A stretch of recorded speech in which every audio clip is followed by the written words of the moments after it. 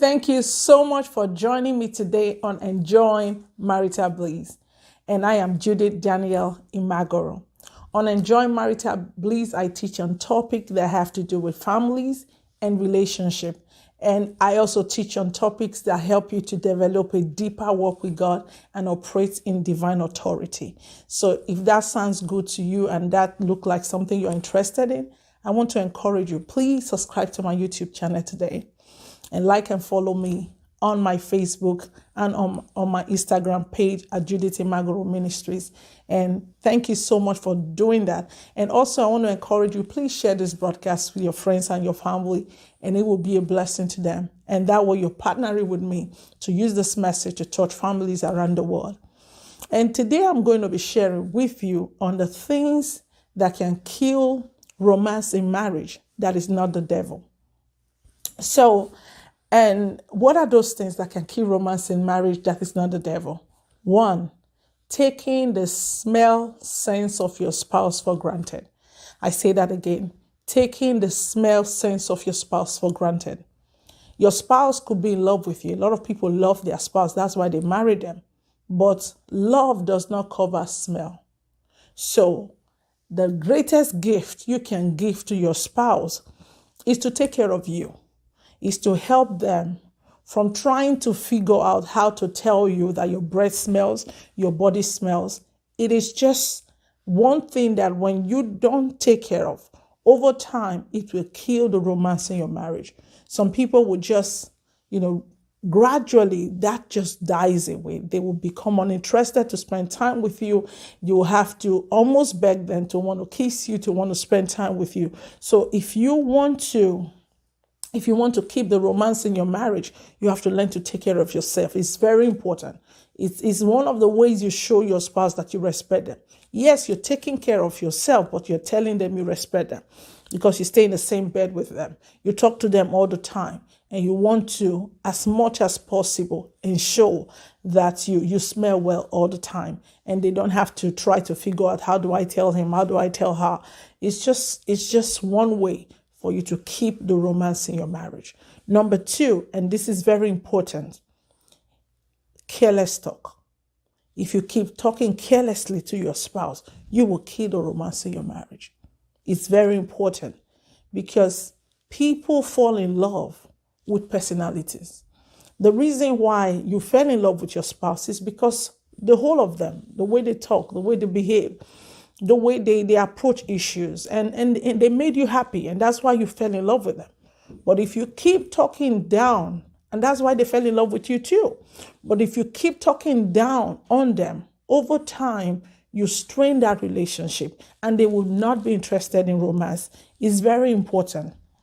You can keep affection when you keep talking down or disrespecting your spouse each time you have the opportunity to.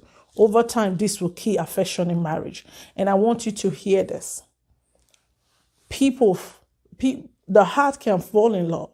And when the heart falls in love, it falls in love with mannerism. And the heart can also fall out of love. And so your actions is important. You can't say, I'm married to him and I'm married. So therefore you can insult him, or you can, and you think the relationship will be the same. It wouldn't. What you do affect your marriage. And if they are affected, if they start feeling bad, definitely they will not want to spend intimate time with you. So it's very important. And another thing you need to know, your spouse is the human form of God closest to you. It's very important you know this. So the way you treat them, the way you talk to them, the way you treat them is very important to God. Not just to your spouse. So you can be rewarded for the way you treat your spouse. And you can be judged by the way you treat your spouse.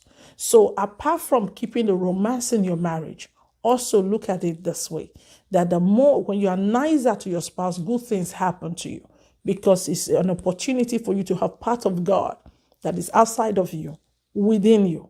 So you have to learn to respect them, and then they will want to always come, spend intimacy with you. They want to express that feeling. And I want you to know intimacy is beyond the the body and, the engagement you do physically. It is a deep expression of your spouse's love to you. So it's beyond the physical encounter. So if the reason your spouse is now with you is anything else other than that first decision they made to spend life with you and to express their love towards you, then something is wrong. And one of the things that can kill that, when people now live with you just by living with you because of children, because of what people will say, is the way you talk to them. So it's very important that you're careful the way you talk to your spouse, and that's the way to keep the romance in your marriage. And thirdly, and this is where I will end today, and we'll continue this topic next week, is social media. Social media can kill your affection and can kill intimacy in marriage.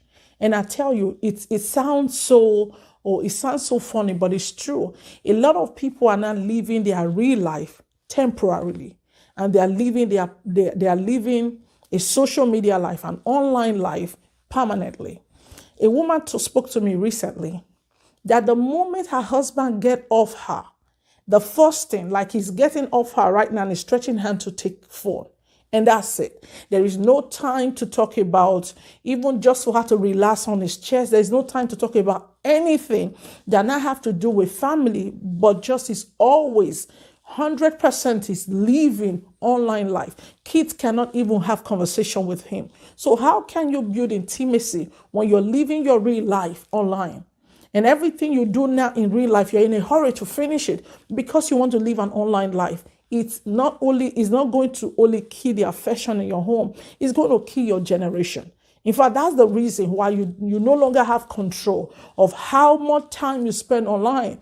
You are so engrossed because the enemy wants to take from you, because you are not taking control of things you can take control of.